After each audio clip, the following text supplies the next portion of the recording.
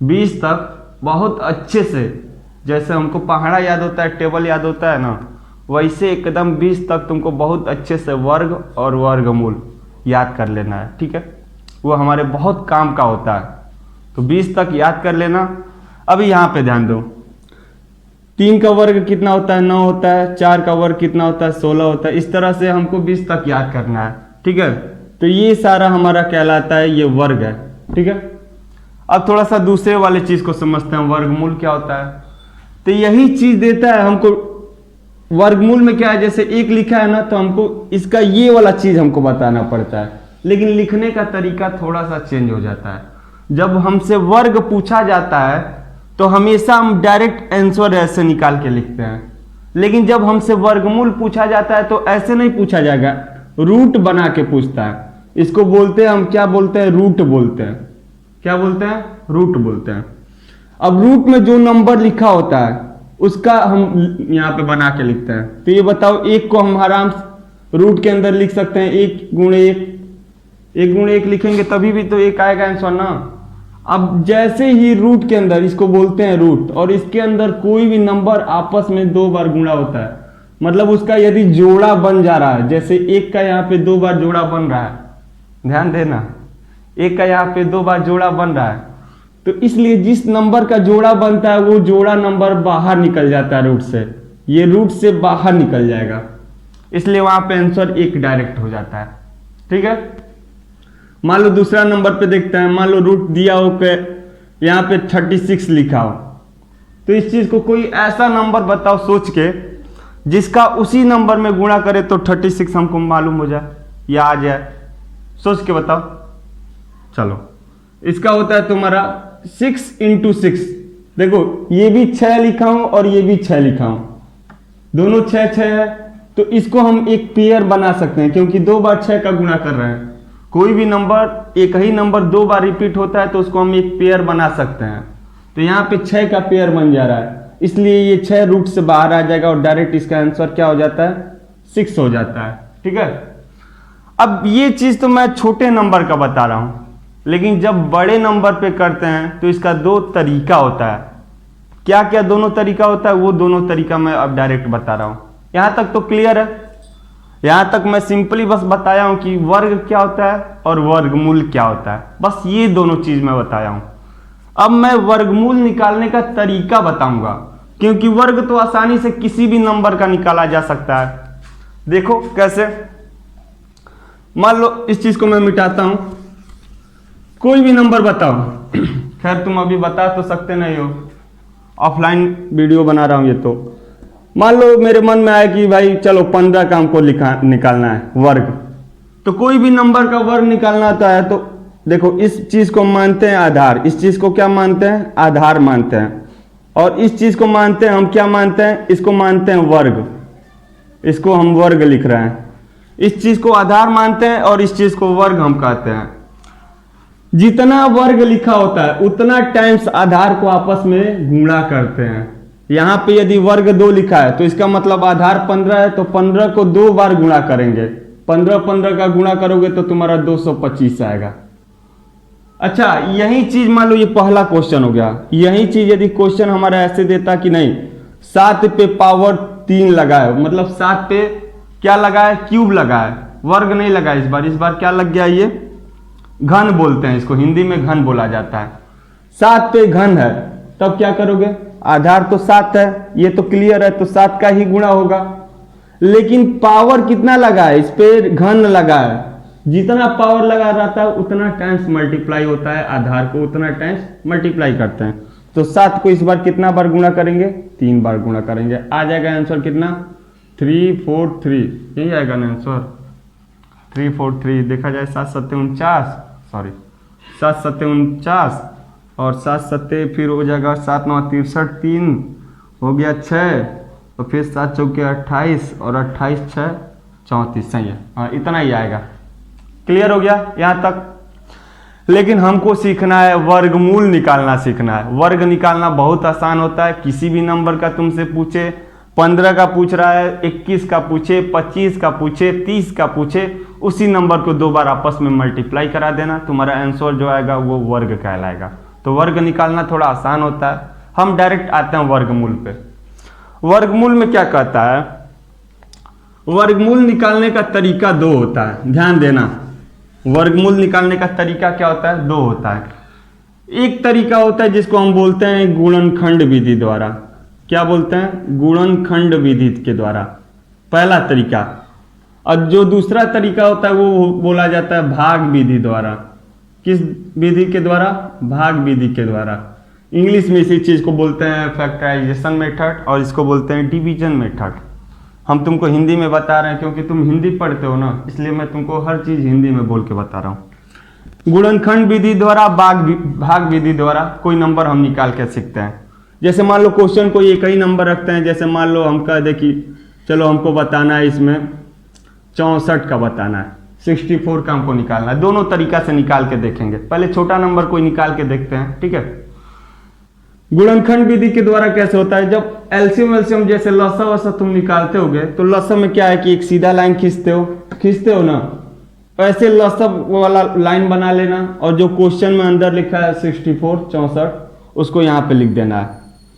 अब ये जैसे लसा निकालते हो पूरा का पूरा वही सिस्टम तुमको यूज करना है।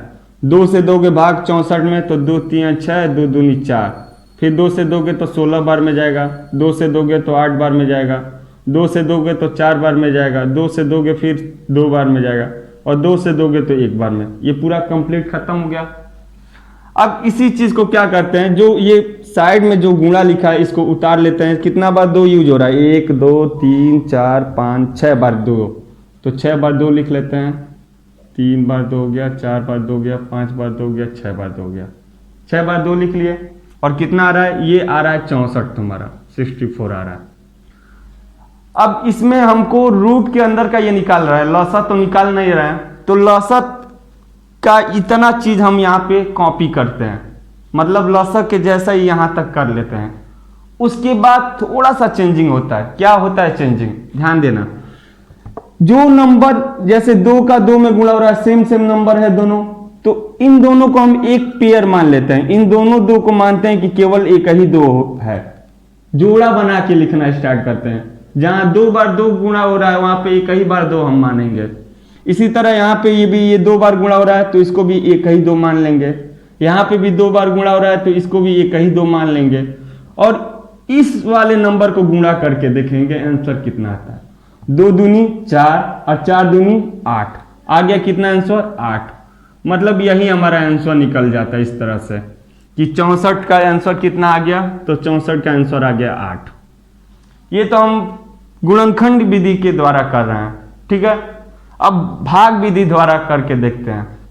भाग विधि द्वारा कैसे होता है, ये नंबर को चाहो तो तुम कॉपी में इसको नोट कर लेना, यदि आता होगा तो समझ लेना, या पहले से मालूम होगा तो रिवीजन हो जा रहा है।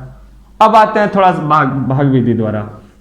भाग विधि द्वारा क्या कहता है, भाग विधि के द्वारा ये कहता है गुणनखंड कि उसी नंबर को हम ऐसे लाइन खींचते हैं एलसीएम के जैसे। ध्यान देना, कई लोग को भाग विधि में बहुत ज्यादा दिक्कत होता है। यदि तुमको आ रहा होगा तो अच्छी बात है, और नहीं आ रहा होगा तो थोड़ा सा ध्यान देना।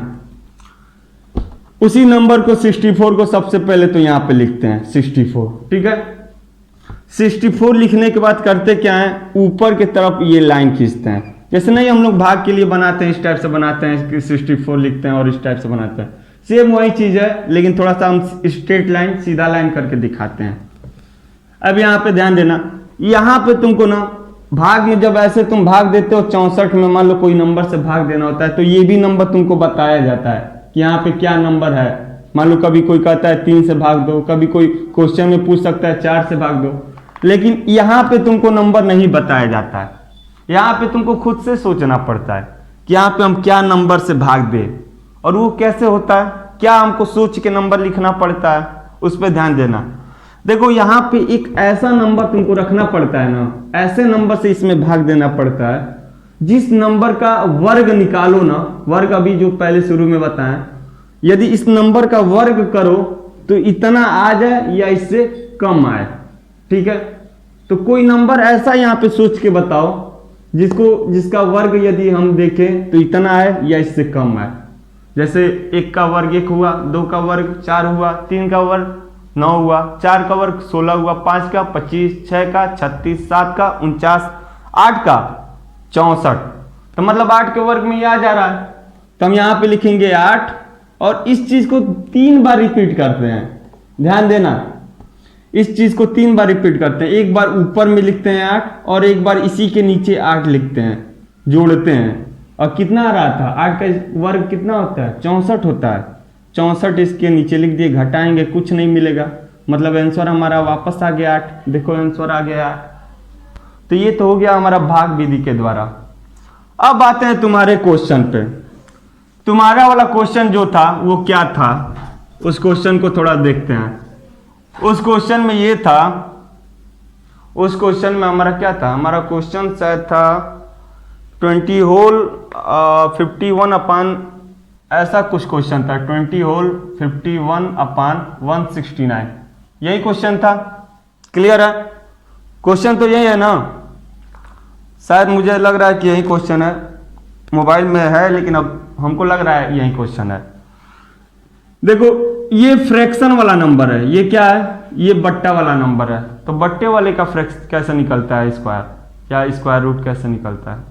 तो स्क्वायर निकालना किसी नंबर का आसान होता है। जैसे हम कोई सिंपल नंबर का समझते हैं, जैसे मान लो हम कह दे कि 6 अपान 9 का हमको स्क्वायर निकालना है, ऐसे बन जाए और इसका बोले कि वर्ग निकालो 6 अपान 9 का। तो वर्ग का हम पहले ही बताए हैं, जो नंबर होता है उसको हम मानते हैं बेस। जैसे ये अलग अलग देखो, जब भी ब्रैकेट के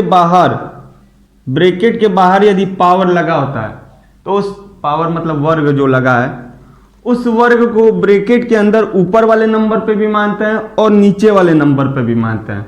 जैसे उसको हम ऐसे लिख सकते हैं, इस वर्ग को चाहे तो हम ऐसे भी लिख सकते हैं, 6 पे वर्ग लगा है और अपान 9 पे वर्ग लगा है।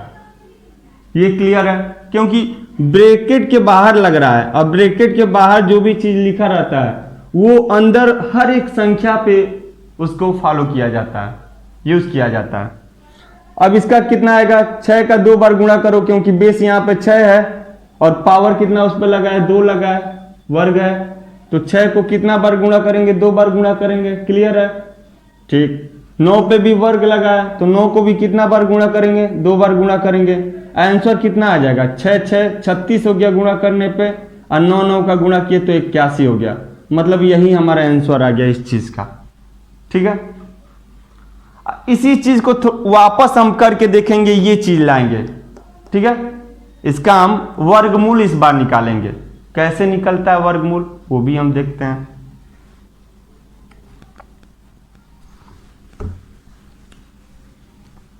देखो 36 अपान 81, इसी का हमको निकालना है। इसका हमको क्या निकालना है, वर्गमूल। यही क्वेश्चन देखो, अभी हम तुम्हारे क्वेश्चन की तरफ धीरे धीरे बढ़ रहे हैं, ध्यान बनाए रखना बस। अभी हम इस क्वेश्चन को पहले सॉल्व करेंगे। ये क्वेश्चन यदि अच्छे से सॉल्व हो गया ना तो फिर उसको भी समझना थोड़ा आसान हो जाएगा। अभी क्या है कि अभी इसका हमको स्क्वायर रूट मतलब वर्गमूल निकालना है। तो क्या करते हैं, वर्गमूल ऐसे हम बना लेते हैं। हम मान लेते हैं कि ये दोनों पे लगा है, तुम ऐसे लिखो तो बराबर ठीक है, और नहीं तो चाहो तो तुम अलग अलग नंबर पे ऐसे लिख के दिखा सकते हो। इन दोनों में तुमको कंफ्यूजन नहीं होना है। कहोगे कि मामा कैसे ये दोनों अलग अलग, आप तो अलग अलग लिखे हैं। दोनों चीज सेम ही है, बस लिखने का तरीका थोड़ा सा अलग है, चीज सेम है। ठीक है, तुमको हम भोला कहें तभी भी ठीक है, और तुम्हारे स्कूल के नाम से बुलाया जाए, मान लो तुम्हारा स्कूल का नाम कुछ और होता तो आखिर इंसान एक ही हो तुम, और तुम्हारा ही दोनों नाम हो सकता है। तो इसमें भी वही सेम चीज होता है। तुम ऐसे लिखो तभी भी वही चीज है, या ऐसे लिखो तभी भी वही चीज है। ये क्या है कि एक ही बार ये रूट बन गया है, और हमेशा इसका यूज तब करते हैं, इस रूट का यूज तब करते हैं जब हमको वर्गमूल निकालना होता है। तब इस चीज का यूज हम कब करते हैं, जब हमको वर्गमूल निकालना होता है तब। ठीक है, तो फिलहाल तो अभी हमको इसका वर्गमूल निकालना है। क्वेश्चन तो हमारा यही बनता है कि इसका वर्गमूल निकालिए। ठीक है, तो इसका वर्गमूल निकालते हैं। वर्गमूल मैं बता दिया हूं 2 तरीके से होता है। तुम चाहो तो इस 36 को भाग विधि के द्वारा जो मैं पहले बताया उस तरीके से कर सकते हो, चाहो तो इसको गुणनखंड विधि के द्वारा जो मैं बता चुका हूं उसको भी वैसे कर सकते हो। हम करके देखते हैं एक बार। मान लो तुम्हारे मन में कंफ्यूजन होगा, इस चीज को थोड़ा सा मैं अभी तुम्हारे क्वेश्चन को मिटा रहा हूं, थोड़ा सा जगह कम पड़ रहा है। यहाँ पे मान लो हम ऐसे लिख दिए, ये रूट में हो गया और ये हो गया 36/81। इसी को हमको सॉल्व करना है, ठीक है। ये चीज थोड़ा जगह साफ हो गया। चलो इस चीज को हम लोग ऐसे भी लिख सकते हैं। अब देखो यहाँ पे चाहो तो 36 को तुम किसी भी तरीके से सॉल्व कर सकते हो। क्वेश्चन जैसा पूछा जाता है वैसे किया जाता है। मान लो यहाँ पे पूछे तुमसे भाग विधि के द्वारा पता कीजिए, तो ठीक है हम भाग विधि के द्वारा पता करते हैं। नहीं पता करेंगे गुणनखंड विधि के द्वारा, भाग विधि के द्वारा पता कर लेते हैं। क्या दिक्कत है? कोई दिक्कत नहीं है। चलो भाग विधि में क्या होता है, पहले तो सीधा लाइन खींच लो, उसके बाद उस नंबर जो लिखा है उसको लिख लो और ऊपर में एक सीधा लकीर खींच लो। इतना तो कर लोगे, ठीक है। इतना करने के बाद यहाँ पे कैसा नंबर लिखना होता है, ये तो खुद से नंबर रखना पड़ता है और खुद से वही नंबर रखा जाता है जिसका वर्ग करने पे इतना है या इससे कम है। तो तुम बताओ किसका वर्ग होगा? 36 किसका वर्ग होगा? तो 36 तुम्हारा किसका वर्ग होगा? हाँ 6 का वर्ग होगा। हमको लग रहा है तुम सही बता रहे हो इसलिए हम बोल रहे हैं। तो 6 का वर्ग करोगे, इस 6 को कितना बार रिपीट करेंगे? एक बार यहाँ पे 6 लिखेंगे और एक बार प्लस करके यहाँ पे 6 लिखेंगे। कितना आ गया? 36 आ गया। तो मतलब आंसर हमारा कितना हो गया? 6 हो गया। इस तरह से भाग विधि के द्वारा कर लेंगे। अच्छा हो तो गुणनखंड की विधि के द्वारा भी कर सकते हो। कैसे? तो उसको देखो, एक सीधा लाइन खींचते हैं, 36 लिखते हैं, 2 से 36 कट गया 18 बार में, 2 से 18 कट गया तुम्हारा 9 बार में, 3 से 9 कटा तुम्हारा 3 बार में और 3 से ये कटा 1 बार में, ठीक है। अब इसी चीज को हम लिख लेते हैं 2 × 2 × 3 × 3। इसमें जोड़ा कितना बन रहा है? तो इन दो का एक जोड़ा बन गया तो इसको 1 2 मान लेते हैं, और इस 3 और 3 का एक जोड़ा बन गया, इसको 1 3 मान लेंगे। अब 2 और 3 का गुणा करोगे तो 2 3 कितना होता है? 6 होता है। वापस वही आंसर आ गया। तरीका अलग अलग है लेकिन आंसर तो सेम ही आएगा ना। तो इस तरीके से करते हैं। तो ये 36 का कितना आंसर आ गया? 36 का आंसर 6 आ गया कि नहीं आ गया? चलो अब जब 36 का 6 आ गया तो इसी चीज को हम लिख लेते हैं, इसे इक्वल टू 6। लेकिन अपान में भी तो कुछ नंबर है, 81 है, समझ रहे हो। 81 को भी हम वैसे ही चाहें तो कर सकते हो। हमको उम्मीद है कि तुम ये क्वेश्चन कर लोगे। 81 का भी वैसे ही करना है।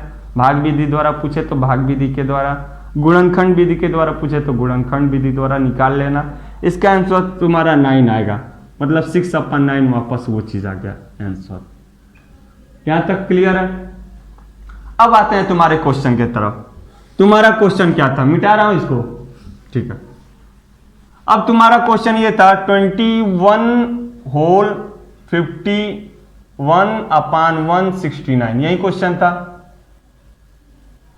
21 होल 51/169 का वर्गमूल क्या भाग विधि के द्वारा पता करना था। भाग विधि द्वारा पता कीजिए, पता कीजिए। यहां तक क्लियर है? अब देखना, इसको पहले तो ये मिक्स फ्रैक्शन में लिखा है, मिश्र भिन्न में लिखा है। तो मिश्र भिन्न को पहले तो असामान्य भिन्न में ले जाएंगे और वो तरीका तुमको पता होगा कैसे करते हैं। वर्गमूल निकालेंगे, ठीक है, वर्गमूल पूछ रहा है, वर्गमूल निकालेंगे, लेकिन पहले इस चीज को सही तो करके लिख लिया जाए। और इस चीज को सही करने का तरीका क्या है? इस चीज का इस चीज में गुणा करते हैं, नीचे वाले हर का इस होल नंबर में गुणा करते हैं। 169 × 21 लिखो या 21 × 169 लिखो। अब प्लस में ऊपर वाला जो अंश नंबर होता है उसको उसमें प्लस करते हैं। इतना तो तुमको पता ही होगा, मुझे मालूम है। इतना करके जो नंबर लिखा है 169 लिख लिए। इतना तो क्लियर है? इक्वल टू करोगे तो तुम्हारा 21 × 169 करोगे तो तुम्हारा जो भी है, मैं कैलकुलेट पहले से कर लिया था, इसका आंसर शायद ये आएगा 3600/169 है, 169 हो गया। यहां तक क्लियर है? अब हमारा ये चीज आ गया वापस सही रूप में, 3600/169, ये वापस हमारा इससे इस रूप में हम लेते हैं, ये सही रूप है, ठीक है। अब इसका हमको वर्गमूल पता करना है। अब वर्गमूल पता करने के लिए मैं क्या बताया हूं कि इस पे हम लगाते हैं रूट, और रूट ऐसे लगाते हैं तो रूट ऐसे लगाएं तभी भी सही है, चाहे अलग अलग लगाएं तभी भी सही है। 3600 को अलग रूट में डाल दे, 169 को अलग रूट में डाल दे तभी भी सही है, चाहे एक ही साथ लिख लो तभी भी सही है। दोनों तरीका समझ में। अब हमको भाग विधि के द्वारा पता करना था। भाग विधि के द्वारा पता करना है कि नहीं, तो भाग विधि के द्वारा 3600 का निकाल के हम दिखा रहे हैं। ये चीज थोड़ा मिटा रहे हैं ताकि तुम्हारे सामने तुम इस पे ध्यान बनाए रखना। ये लिख लेना कहीं, लिख के फिर आगे वाला चीज समझ लेना तुम। आगे वाला चीज है तुम्हारा क्या है, भाग विधि के द्वारा हमको निकालना है। ये 3600 है और अपान में है ये 169 है। तो 3600 का पहले हम निकाल ले कहीं। 3600 का यदि भाग विधि के द्वारा निकालना है तो ऐसे निकाल सकते हैं। 3600 पहले लिख लिए कहीं और बना दिए एक लाइन। अब यहाँ पे हम पहले जब वर्गमूल में ये भी समझ लो थोड़ा सा, पीछे से पहले हम पेयर बना लेते हैं। जब ज्यादा नंबर का होता है, 2 से अधिक नंबर का होता है जब संख्या इसमें अंदर, तो हम पीछे से क्या करते हैं, जोड़ा बनाते हैं। 2 नंबर को एक जोड़ा बनाएंगे और जितना नंबर इधर बच जाए। कभी कभी होता क्या है, थोड़ा सा इस चीज को लिखने से पहले मैं तुमको एक चीज और बता दूं। मान लो जैसे लिखा है हमारा 169 लिखा है, ठीक है। इसका हमको वर्गमूल पता करना है। 2 अंक से अधिक है कि नहीं है, 1 अंक 2 अंक 3 अंक, 3 अंक का हो गया। तो पीछे से पहले पेयर बनाते हैं। 2 अंक पीछे से पेयर जोड़ा बन गया। अब आगे 1 अंक छूट जा रहा है तो कोई बात नहीं, पीछे से जितना पेयर जितना जोड़ा बन तो उतना जोड़ा बना लो और उसके बाद जो छूट जाए उसको छोड़ दो, ठीक है। अब आगे ध्यान देना थोड़ा इस चीज को। वही यहाँ पे क्वेश्चन हमारा 3600 है, तो पीछे से ये दोनों जीरो जोड़ा एक बन गया और ये 36 एक जोड़ा, 2 जोड़ा बन के तैयार हो गया। अब हमेशा हम इसमें हम रखते हैं नंबर में क्या, 36 रखते हैं। पहले नंबर 36 जोड़ा है तो 36 जोड़ा को लेते हैं। अब उसके बाद देखेंगे ऐसा कोई यहाँ पे नंबर रखना है जिसका वर्ग करने पे कितना आना चाहिए, वर्ग करने पे 36 आना चाहिए। और किसका आएगा वर्ग, 6 का आएगा, जाहिर सी बात है। तो 6 का होता है 36 आता है। और इस 6 को कहाँ कहाँ लिखते हैं, एक बार 6 यहाँ पे लिखते हैं और एक बार 6 प्लस यहाँ पे लिखते हैं और ऐसे कर दिए तो ये कट गया दोनों 36 में से 36। अब 2 जीरो जो बचा था, जोड़ा काहे बनाते हैं, इन दोनों को जोड़ा हम काहे बना रहे थे बीच में, जोड़ा इसलिए बनाते हैं कि हमेशा जोड़ा ही उतारते हैं। ये नहीं सोचना कि अभी एगो जीरो बस उतारेंगे या एगो कोई नंबर होता तो एगो नंबर उतारते, हमेशा 2 नंबर एक साथ उतारते हैं, ठीक है। तो इसलिए दोनों जीरो एक साथ यहाँ पे उतारेंगे और 2 जीरो उतारे तो 1 जीरो इसमें भी बढ़ा देते हैं। इसका मतलब इसका आंसर आ गया 60। ये क्लियर है। इसका मतलब 3600 का कितना आ गया, भाग विधि के द्वारा 60 आ गया। और उसी तरह अलग से फिर 169 का निकालोगे तो आ जाएगा 13। इसका मतलब इसका हो गया 60 और इसका हो गया 13। यही हमारा आंसर आ जाएगा। तो उम्मीद है तुमको समझ में आया होगा। 169 का नहीं निकाले हैं, तुम निकाल के इसी तरीके से कर लेना। और जो भी अभी चीज़ भी ना समझ में आया होगा ना तो फिर हमको बताना, ठीक है। मैं कोशिश करूंगा कि और आसान तरीके से बताऊं। चलो ठीक है, और कोई क्वेश्चन होगा तो पूछ लेना।